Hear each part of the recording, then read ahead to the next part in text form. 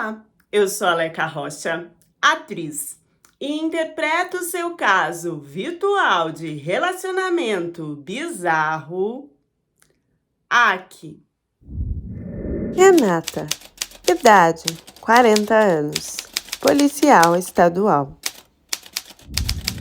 Eu não tinha ideia de quem que eu tava lidando e com a merda do cara que eu tinha casado. Dia 4 de março de 2020, eu dei match num aplicativo do Facebook de namoro com um cara e em outro aplicativo eu dei match também, que eu achei que era um outro cara, mas na verdade era o mesmo cara. Ele usava apelidos diferentes e as fotos era dele, mas era uma foto em um aplicativo e outra foto em outro aplicativo. Eu achei aquilo engraçado, até foi motivo pra gente começar a conversar, tipo, ah, você não percebeu que era eu? É importante falar pra vocês que foram muitos sinais, muitas red flags, e eu realmente devia ser daltônica pra não ter enxergado nenhuma delas. A gente passou logo do Facebook pra ligar mesmo, no telefone, pra conversar no telefone. Pra conversar no telefone mesmo. E aí ele me explicou que ele tinha acabado de se mudar pra Geórgia, mas que ele era da Califórnia. E ele tava, né, e tinha se mudado por causa do trabalho dele, que ele era um gerente de nome numa empresa no ramo alimentício. Preste atenção nas informações, por favor. Os pais, policial e professora, já tinham morrido. E ele tinha 4 irmãos e 2 irmãs. Também disse que jogava futebol e que era um cara muito famoso na área, futebol de arena. Ele era divorciado, tinha 2 filhos de mais ou menos 20 anos e ele tinha se separado da esposa porque a esposa tinha traído ele. Ele tinha um dinheiro, vivia muito bem por causa que uma grande parte da vida dele, ele foi jogador de futebol de arena. Tô falando de ser atleta profissional mesmo. Falou muito mais, né, dele, que ele não conhecia muitas pessoas agora porque tinha acabado de mudar e que ele estava procurando uma casa, né? A empresa estava ajudando ele a achar uma casa para ficar lá. Pra ficar na região onde eu já morava. Eu gostei dele, porque eu sempre falo muito e dessa vez foi ele que falou muito mais do que eu. Do nada na conversa ele me perguntou sobre qual era o restaurante que eu mais gostava, o favorito, e eu falei. E ele marcou um encontro comigo nesse lugar no dia 7 de março. Eu já saí espalhando pros amigos todos. Ah, eu tenho um date. Ah, eu tenho um date. Coisa que eu não tinha há muito tempo. A minha única preocupação é que ele parecesse mesmo ser o cara das fotos, porque esse era um problema que se tinha quando se começava um namoro online. Chegou o dia do date, eu indo, feliz, ansiosa, o que me acontece? O pneu do meu carro estoura. Eu imediatamente liguei pra ele, pedi desculpas, falando que o pneu do meu carro tinha estourado, que eu ia ter que resolver aquilo e, né, que eu ia atrasar ou então não ia nem conseguir chegar, dependendo de como fosse. Avisei que tava indo para um posto de gasolina para tentar resolver, um que tava perto. Uma donzela em perigo. Ele ficou em silêncio por alguns minutos e logo me respondeu: diga-me exatamente aonde você está. E eu falei, dei o endereço. E ele foi até mim. Eu fiquei tão aliviada. Não só por ele ter ido até mim, mas porque, uau, o cara era muito atraente. E como estava nas fotos. Bingo! Já fez o mecânico, começou a trocar o meu pneu de forma sexy. Falando que eu precisava de um outro, já me levando para um lugar perto onde dava para comprar o pneu. E não só isso, ele comprou o pneu para mim. Ainda fomos pro restaurante. Chegando lá, ele me deu as mãos. Eu estava com borboletas fritando, triturando o meu estômago. Sentados esperando esvaziar, né, pra gente pegar uma mesa, ele já foi direto falando que ele queria casar, que era um desejo que ele tinha antes da mãe dele morrer e que não deu certo porque a esposa traiu ele e que o objetivo dele era esse e qual que era o meu objetivo e eu, meu Deus. Meu objetivo é o mesmo. Então nós firmamos ali que os dois tinham o mesmo objetivo de namorar para casar. Ocorreu tudo bem, entramos no carro e ele colocou uma música do cantor dele lá, preferido. E, coincidentemente ou não, o nome da música era Eu Acho Que Eu Conheci a Minha Esposa Essa Noite. E eu, oh my God, isso deve ser um sinal. Conversamos ainda no carro e ele tava falando muito sobre a questão dele ser atleta, dele ter jogado por uns 3 ou 4 anos em um futebol de arena e ter ganhado muitos campeonatos. Eu não sabia nada de futebol, não sabia nada sobre isso. Eu só escutei, ele até ficou um pouco bravo, mas era verdade. Já que tudo estava avançando, eu também queria avançar com as minhas dúvidas e perguntei sobre a ex dele, se ele ainda tinha algum sentimento profundo sobre ela, como que estava isso na cabeça dele. E ele também perguntou coisas sobre o meu ex e a partir daí nós começamos a conversar sem parar. A gente ficou se encontrando por 2 semanas, só que estava na época da pandemia e aí tudo estava para fechar e fechou. Bom, ele estava morando num estúdio temporário. A minha casa era muito mais confortável, com quartos, salas, enfim. E ele me mostrou o e-mail que a mulher da empresa estava ajudando ele a achar um corretor para ele conseguir logo uma casa. Ela estava pedindo desculpas, né, porque ainda não tinha conseguido. Eu pensei, ok. No fim, a gente resolveu ficar na minha casa e ele começou a pagar o aluguel da minha casa, que era abaixo de $1.000. Quando eu vi, ele estava pagando as contas da minha casa sem eu precisar me preocupar com nada. Conversando e convivendo, a gente decidiu que talvez seria melhor então a gente comprar ou alugar uma casa para nós dois. E também para a família que a gente já estava pensando e planejando em ter, afinal o objetivo era casar. Foi quando, magicamente ou não, ele me avisou que tinha sido aprovado para uma hipoteca no valor de $750.000, ou para se ter uma casa. Para se ter uma casa nesse valor. Eu logo perguntei para ele se ele poderia arcar com isso e ele disse que, de acordo com os investimentos e com o dinheiro que ele tinha ganhado em campeonatos como jogador, ele poderia sim. Isso, gente, ele estava com todos os documentos, me mostrando tudo, da aprovação, do banco, tudo. Na época, pandemia, a gente não podia visitar a casa, então foi tudo feito pelo Face Tour. E a casa gigante, 5 quartos, muito interessante, era o que eu desejava e ele também. Ele conversou, né, com o corretor para dar lá uns 5 mil, já para deixar a casa meio que segura. Me avisou que tinha acordado tudo com o corretor e que a gente ia entrar na casa lá para meados de junho. A gente estava em abril. Passou uns dias, o corretor me liga perguntando se a gente tinha interesse na casa. Eu falei, ué, ele fez a oferta, ele fez a oferta, deu até os 5 mil de entrada, tal. Aí o corretor, ele fez? Eu liguei pra ele, perguntei o que estava acontecendo e falei, bom. E aí ele ficou bravo, né? Começou a xingar o corretor, tal, que o corretor devia falar com ele e não comigo, que na verdade ele estava fechando esse negócio com um amigo dele, que era um corretor. Então, para passar na frente, também ter um lucro pela casa, né? Ele estava ajudando o amigo. Ele falou que a casa estava em contrato e no site realmente estava, e aí o amigo dele ia ganhar lucro em cima, né? Porque ele ia fechar pelo amigo. Bom, não rebati mais, estava tudo certo, a gente saiu para ver móveis para casa, né? E aí ele foi escolhendo várias coisas e foi deixando, tipo, como se num arquivado, né, num depósito, com uma entrada lá para quando a gente pudesse, que a casa tivesse pronta, a gente pegar e levar direto para casa. Gente, foi ele que pagou tudo. Então os eletrodomésticos já tava lá tudo reservadinho, porque ele já tinha pago uma quantidade lá para depois da inspeção da casa em julho, a gente ia resolver tudo. Olha, eu vou falar para vocês. Às vezes eu sentia que tinha alguma coisa errada, mas eu não sabia muito bem o que era. A inspeção da casa para depois a gente entrar, ela nunca acontecia e sempre era por causa do Covid, que não tinha como ninguém ir, que cancelavam a inspeção. Né, nesse meio tempo, eu comecei a passar mal e descobri que estava grávida. Ele ficou em êxtase e eu com medo, por questão da idade, do corpo, né, que eu tava um pouco fora do peso, tinha várias questões.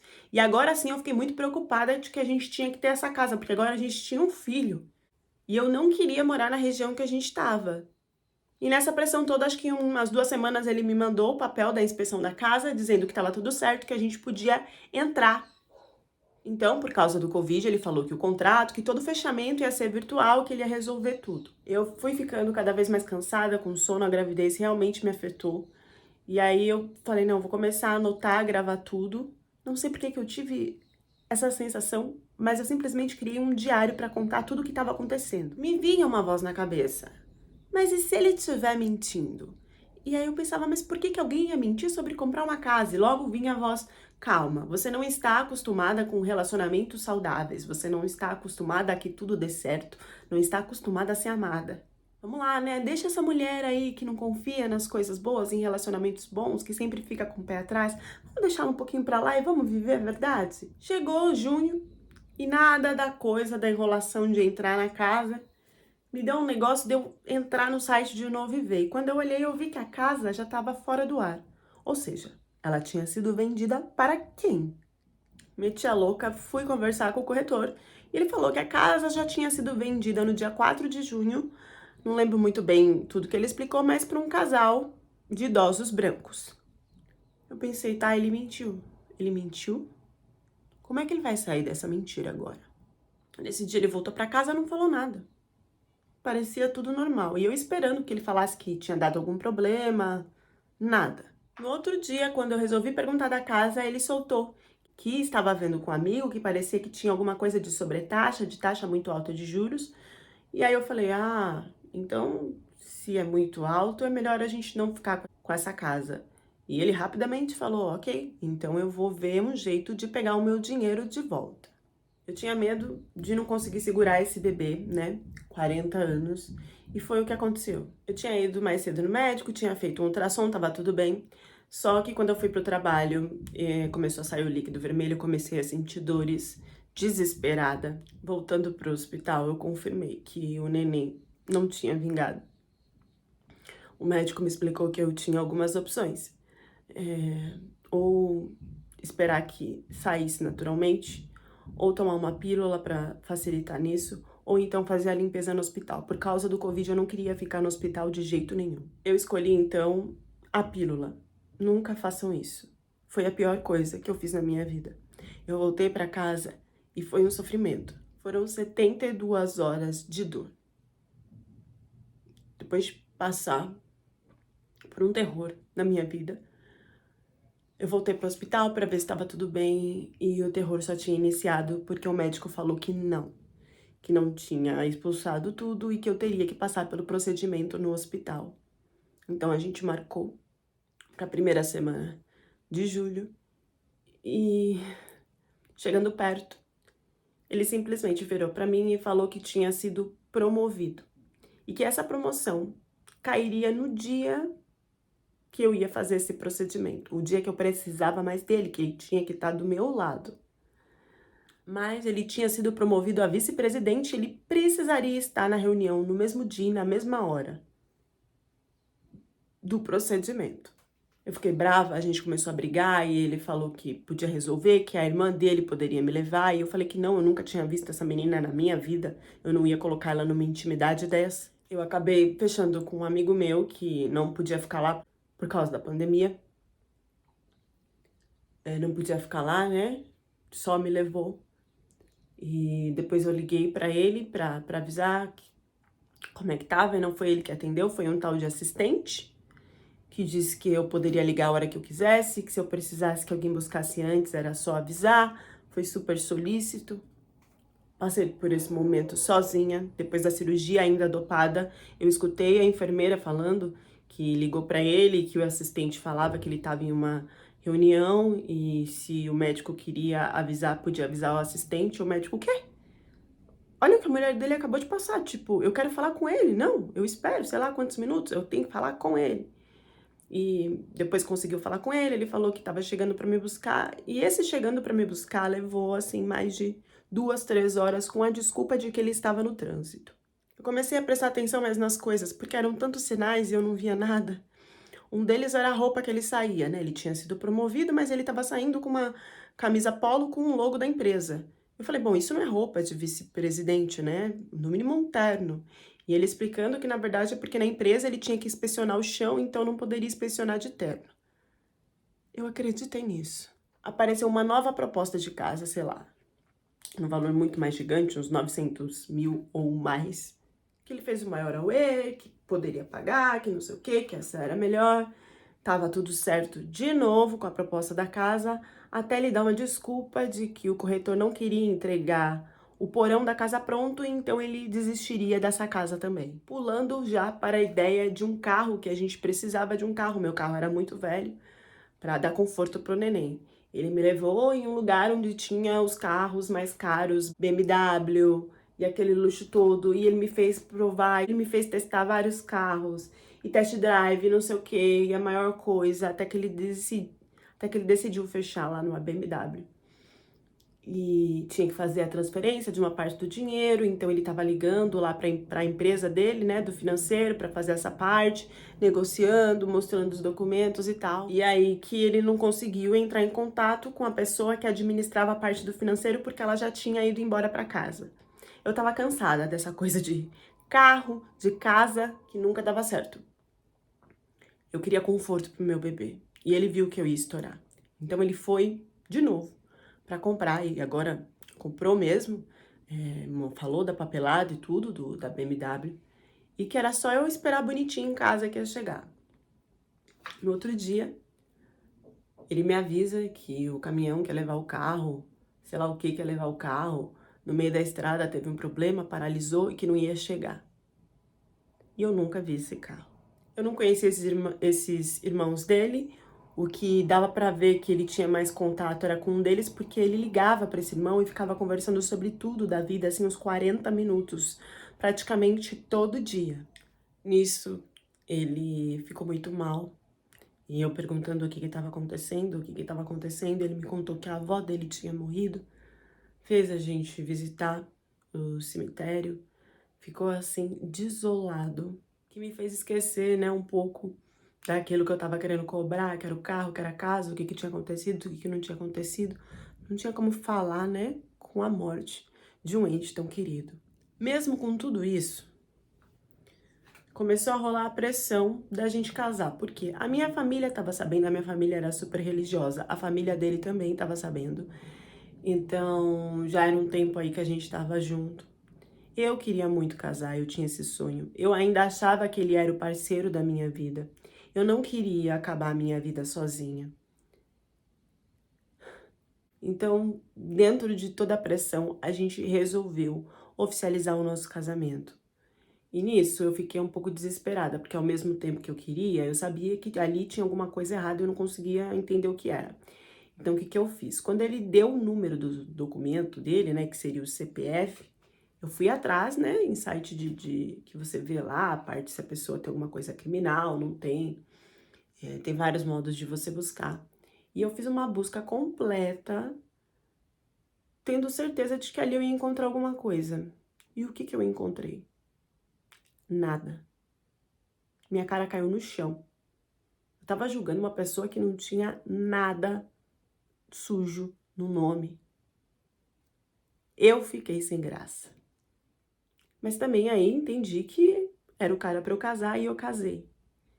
E o cara, parceiro da minha vida, mudou de um dia pro outro, ele ficou possessivo, falando coisas que não tinha sentido nenhum. Primeiro ele falou que a vizinha dava em cima dele. Depois ele começou a encrencar com vozes de homem que ele escutava no meu trabalho quando ele me ligava. Que eu tinha que tomar cuidado com quem que estava à minha volta, quem que era, e uma perguntação, e uma pressão. Até um dia que ele falou, olha, você tem que vir pra cá agora porque o seu ex-namorado está causando aqui na porta de casa. Quando eu cheguei lá, gente, não tinha ninguém. E apesar de todo o bafafá que ele falou do meu ex-namorado, a vizinha, ela tinha um sistema de câmeras, né? E eu tinha um sistema na porta que dava pra ver quando a porta ficava aberta por algum tempo. A porta não foi aberta e nas câmeras da vizinha a gente buscou tudo e não se encontrou nenhuma pessoa indo pra minha casa naquele dia e naquele horário. Nisso eu tava casada com uma conta conjunta com ele, porque ele me envolveu, falou que a gente tinha que fazer. Eu falei, tá, eu vou fazer então se eu mostrar o quanto eu tenho na minha conta, você mostrar na sua, e aí a gente faz, né? Ele mostrou que tinha uma conta com mais ou menos uns 9, na outra mais ou menos uns 10, 15 mil. Eu falei, tá, e as contas dos bancos grandes, né, que você me mostrou que eram em ilhas, porque é um dinheiro que é muita coisa e tal, né, cadê? E aí ele falou, olha, eu não vou mostrar isso. Eu falei, mas como assim? A gente tá casado? Como assim você não vai mostrar? Não, não vou porque ele me induziu a entender que eu estava sendo interesseira nessa parte. E aí, lógico que eu silenciei pra não demonstrar, porque não era meu objetivo e eu não era uma pessoa interesseira. Então ele meio que pressionou, né, pra que aí eu não tivesse saída de questionar sobre esses valores. Porque senão eu ia ficar taxada como uma mulher interesseira. E eu não queria isso, jamais. Eu decidi então arrumar um trabalho que eu conseguisse ganhar mais para pagar as contas que ele estava pagando. Eu já não estava me sentindo muito bem com essa situação. E depois de eu arrumar o trabalho, o que que aconteceu? Eu precisava do CPF dele para dar os dados do meu marido no cadastro dessa empresa. E quando ele me deu o CPF, não era o mesmo número do CPF que ele tinha dado pra gente casar. Aí me acendeu um ponto de interrogação gigante no meio da testa. Eu tentei ali dar uma olhada no celular dele, que ele tinha dois, pessoal e o comercial. E no pessoal eu cheguei a achar a mensagem de uma mulher escrita assim: "E aí, quando é que você vai pegar a minha priquita?" Tudo bem, gente, não tinha resposta dele, não tinha como incriminar.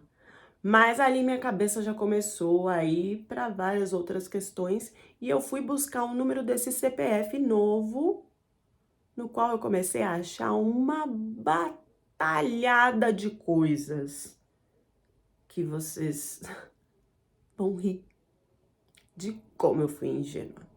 Primeiro que lá não se tinha nenhum registro dele na Califórnia. Ele nunca morou na Califórnia e muito menos estudou na escola que ele tinha falado, na faculdade que ele jogava e não sei o que e tal.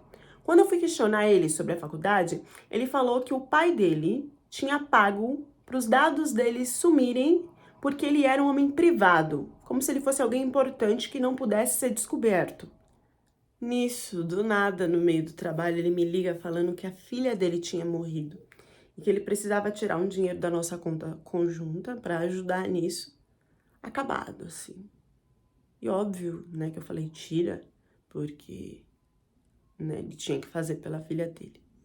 Voltando às descobertas, lá estava escrito de que ele tinha separado, sim, mas não porque a ex tinha chifrado ele, porque assim, nos Estados Unidos, você dá a informação, né, quando você se separa do porquê que acontece. Não tava isso não. Mas sim que a ex tinha pedido o divórcio e não ele.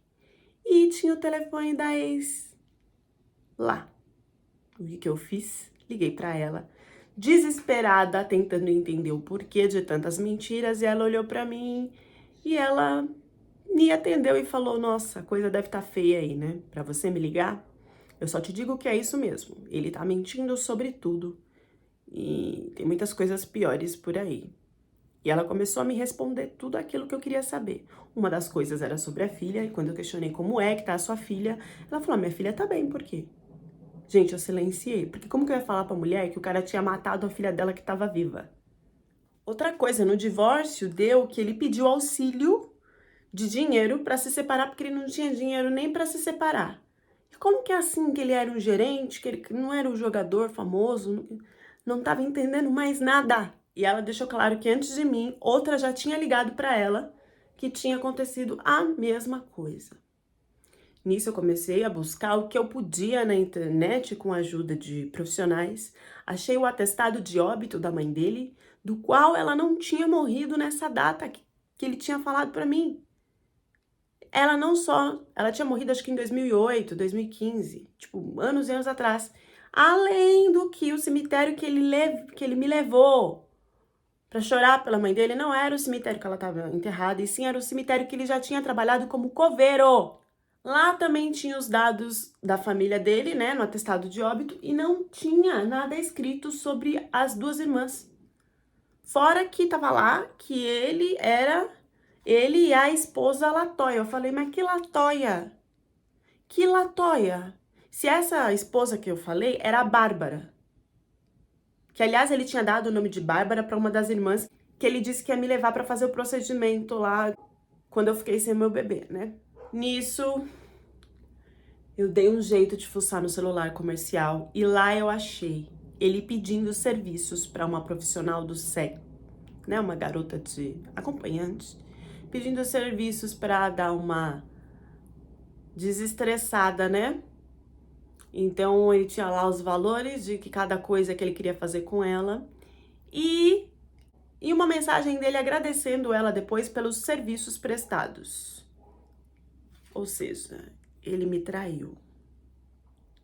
no Facebook. A prima dele estava tentando entrar em contato comigo há tempo. Quando eu respondi era pra ela veio me falar que ele era um mentiroso, tal, como é que tava o nosso filho com tudo isso. Eu falei, que filho? Filho que vocês tiveram. Gente, ele mentiu sobre o filho que a gente perdeu. Ele falou que tinha um filho, que tava saudável, que tava tudo bem. Nisso eu coloquei ele pra fora, né? Eu falei, pega suas malinhas e se manda daqui. Só que eu acho que, sei lá, eu tinha descobrido metade da mentira, ou nem isso, porque ele deixou uma pastinha lá onde eu descobri documentos de seguro-desemprego que ele estava recebendo um mês antes, assim, de me conhecer, ou seja, ele não estava trabalhando jamais. Papéis de um tribunal sobre ele estar preso e sair na semana para trabalhar e ter que voltar para a cadeia aos fins de semana. A prima dele, conversando pelo Facebook, me deu o telefone do irmão mais velho. E eu liguei para ele. O irmão confirmou que só tinha falado com ele pela última vez em 2015. Então quem era aquele cara que ele ficava 40 minutos falando todo dia no telefone? Gente, não era ninguém. Ele fingia uma conversa todos os dias por 40 minutos. E ele tinha um irmão gêmeo, que esse sim era bem sucedido. Tudo que ele falou que ele era, na verdade quem era esse irmão. E ele só tinha contato com esse irmão para pedir dinheiro. Então o dinheiro saía desse irmão. O irmão ainda falou que a cada casamento era uma loucura pior. Eu falei, você tá falando do casamento com a Bárbara? E aí o irmão dele falou assim, que Bárbara? Não, eu tô falando de outra mulher. Eu não sei quantas esposas esse cara teve intercaladamente, paralelamente, ao mesmo tempo, mas eram muitas. Tudo isso, gente, que ele me falou de comprar carro, de comprar casa, tudo isso ele me mostrava. Ele me mostrava o print do banco, o print do comprovante, tudo, ele me mostrava tudo no celular. E eu falei, mas eu não posso estar tão louca assim. Eu vi os valores, eu vi o nome, eu vi todas as informações, como assim? E eu falei, não, eu vou pegar esse telefone de novo porque eu tô ficando louca. E esqueci de falar pra vocês que eu peguei esse telefone pra ver isso também, pra não achar que eu tava ficando louca. E, gente, tudo que tava no telefone dele sobre extrato bancário, comprovante de hipoteca, não sei o que, era tudo print roubado do Google. Quando eu mandei ele embora de casa, ele avisou a família dele que eu estava traindo ele com um oficial de justiça, que ele tinha pego isso e que esse cara tinha jogado ele para fora de casa. E que além disso, não ele que tinha pego da nossa conta conjunta, eu tinha roubado todo o nosso dinheiro. Com tudo isso, eu ainda tive que entrar em contato com esse cara para falar do nosso divórcio. E nesse reencontro eu percebi, gente, que ele estava morando dentro de um carro. E que o trabalho dele, que ele falava que era vice-presidente, não sei o que, existia mesmo. Mas ele era pedreiro. Quando ele entendeu que não ia ter mais volta, que eu não ia colocar ele pra dentro de casa, não sei o que, ele começou a cobrar porque ele era casado comigo. Apesar de eu ter dado entrada no divórcio, isso só é legal depois que acaba o processo. Ou seja, enquanto estava rolando o processo, ele sabia que ele tinha direito de ficar dentro da casa. E ele começou a me pressionar sobre isso, que ele não ia sair da casa, que ele ia voltar, que ele ia ficar lá porque a gente era casado e não sei o quê. E eu, desesperada, fui até a polícia para ver se tinha alguma forma disso não acontecer. E quando eu dei os dados dele para a polícia, adivinha? Ele tinha um mandato lá que estava procurando ele para ele pagar a pena, que ele tinha fugido da condicional. Foi assim que eu consegui que ele fosse preso. E denunciando ele, falando onde que a polícia podia encontrar ele, eles foram atrás para ele cumprir o que ele já deveria ter cumprido antes, que ele foi preso porque ele fingiu ser um oficial de justiça para uma mulher e que ele tinha que entrar e vasculhar a casa dela. Só que ele não tinha cumprido essa condicional.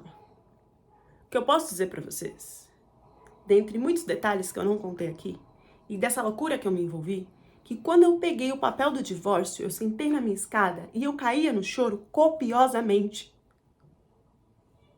Porque eu me senti tão leve, tão livre, de tanta loucura que eu tinha me enfiado.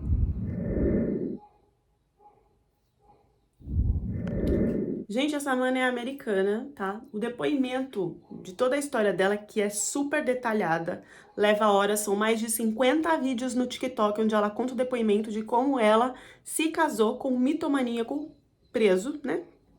O título é Com que merda, com que, né, eu me casei, vamos dizer assim, é o que pode falar no YouTube é isso. Com que merda que eu me casei? São mais de 5 horas de história que eu assisti. Gente, não tem todos os detalhes aqui. Aconteceu muito mais coisa que isso, de uma forma muito mais detalhada, mas não ia caber no vídeo. Quem quiser pode ir lá no TikTok assistir.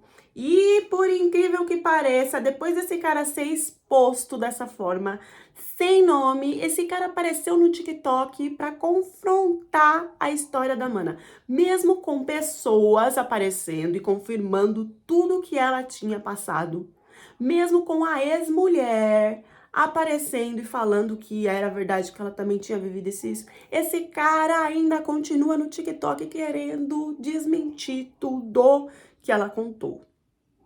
Eu vou deixar o link para vocês no comentário fixado para quem quiser ir lá assistir. Gente, isso não é acreditar na própria mentira? Isso tudo é medo de ficar sozinha? Aonde o medo pode levar a gente? O medo pode levar a gente a acreditar em coisas que não existem para a gente não conseguir ultrapassar aquilo que nos bloqueia. Caramba! Como o medo é perigoso. Deixem as reflexões de vocês nos comentários e até a próxima história do canal.